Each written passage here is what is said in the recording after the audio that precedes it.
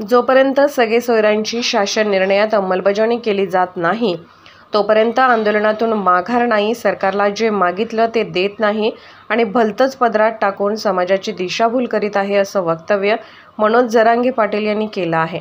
दरम्यान येत्या 24 तारखेला अंतरवली सराटी येथे बैठक असून या बैठकीतच पुढील निर्णय समाजाच्या वतीने घेतले जातील, असेही वक्तव्य यावेळी मनोज जरांगे पाटील यांनी केले। भाजप जरी होणाऱ्या निवडणुकात 400 पारच्या आरोळी ठोकत आहे, एकीकडे मराठा तसेच धनगर समाजाच्या आरक्षणाचा आक्रोश निघत असताना सरकारचा हा मनमानी रेटा कुचकामी असेल, कारण जनमत हे जनमतच असतं, कारण जनतेच्या हातातच सत्ता कोणाला द्यावी हे असतं, असा टोलाही मनोज जरांगे पाटील यांनी सरकारला लगावला आहे।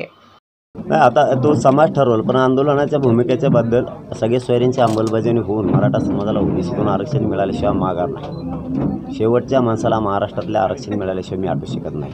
परंतु 24 तारखेला आता बैठक लावली आम्ही, ते पुढची भूमिका दिशा नेमकी काय, आपण काय करायचं। आम्ही 900 एकरवरती सभा घेतोय मोठी, त्याबद्दलचं कुठं काय निवेदन करायचं, आणखीन 8-10 असे विषय, त्यासाठी महाराष्ट्रातले सगळ्या बांधवांना, प्रत्येक गावातल्या बांधवांना आम्ही बोलवलेले, ते सगळे इथे 24 तारखेला। आणि दुसरं असं आहे, 10% मागणी, 10% जे त्यांनी आरक्षण दिलं होतं याचा कुठं लवलेशही आपण केला नव्हता, मात्र सरकारनं जे आहे ते 10% घोषित केलेलं आहे, याकडे कसे पाहता? नाही, तेच तर होतं ना, समाजानं कुठलाही समाज असू द्या, मराठाच नाही, मागणी करायची आणि द्यायची।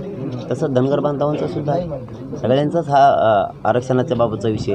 12 बलुतेदारांचा पण तोच विषय की वेगळा प्रवर्ग मागतात, त्यांना दिला जात नाही, ते एक मागितलं की दुसरे देत आहे। ही निव्वळ फसवणूक आहे, परंतु हे आंदोलन नीट करणार आहे।